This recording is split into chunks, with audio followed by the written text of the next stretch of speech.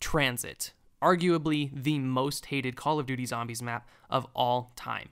No one loves Tranzit. There are few and far between that absolutely will adore and defend Tranzit if it is ever disregarded. To those people, kudos to you. I'm glad you like the map. To everyone else, yeah, no, we're not really big fans of Tranzit, and we want change. Tranzit could be an amazing map, and Treyarch definitely tried something different when it comes to Black Ops 2. However, due to the technology and hardware we had at the time, they weren't able to make their dream come true when it comes to making Tranzit. They wanted an open, big, exciting map. But, again, the Xbox 360 and PS3 just wasn't able to handle it.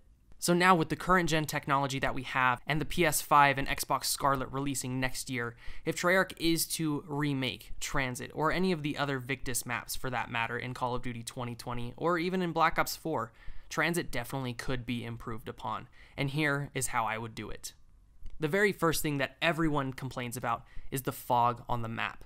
Now, what I would do is keep the fog exactly how it is until you turn on the power. Once you turn on the power, the map opens up, the fog clears out, and you can see everything just fine. I think Tranzit would be an amazing looking map on the current gen or next gen technology that we have or will be receiving. Tranzit could be something beautiful to look at in its destroyed, fiery state. It could be something really, really amazing and something different from what we've seen. We've had beautiful maps such as Shangri-La in the past. Now to see a destroyed map on the current gen technology would be awesome. What I would do with the denizens is keep them the same as the fog is in the map. Then, once you turn the power on, the denizens get faster and they stack up on you.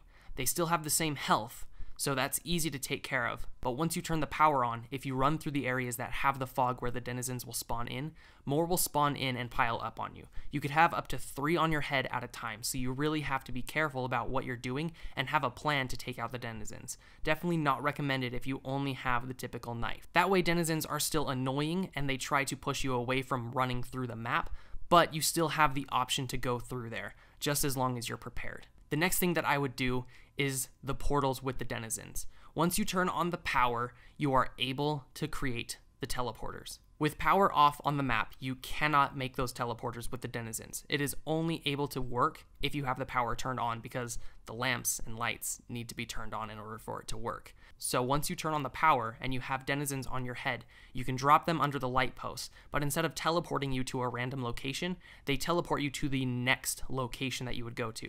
For example, if you're on Bus Depot and you use the teleporter, you would go to the diner. If you're at the diner, you would go to the farm, etc.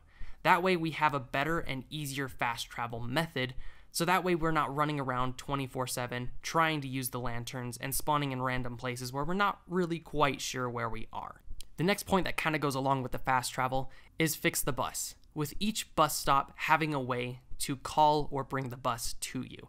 You would have a little pad where you could press and hold, pay about 500 points, and the bus would come to that location. Of course, the bus would have to sit for a few seconds just to refuel, and then you could go into the bus, go up to TED, and spend 1,500 points, and it would take you to the next location.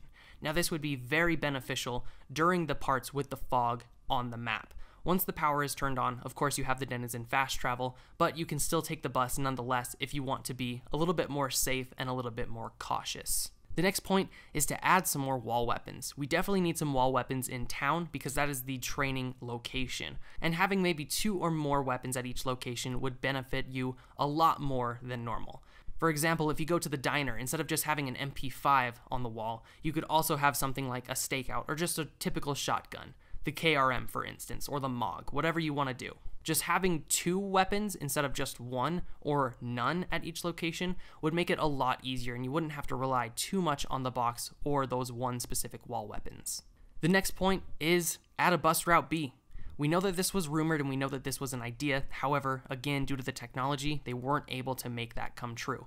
However, now being able to add a bus route B would make the game a lot more interesting. You would have to do a small little Easter egg to complete that, maybe find the route and program it into TED in order to take you that way.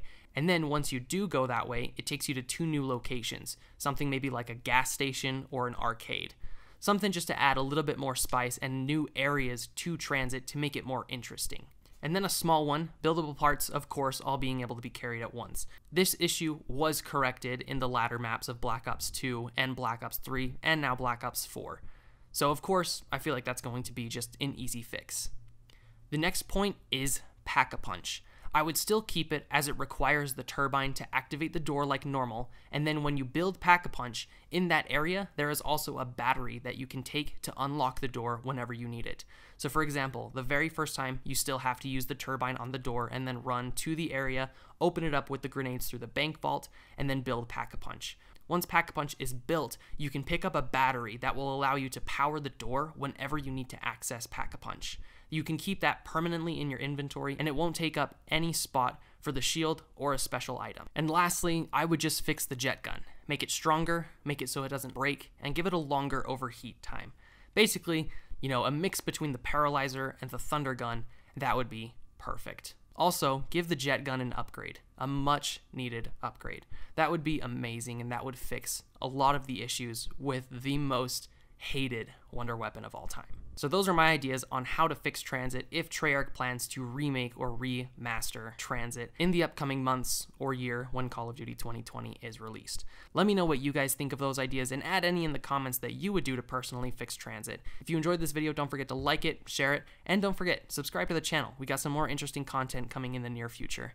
Thank you all so much again for watching. My name's been Panther, and I will see you in the next one.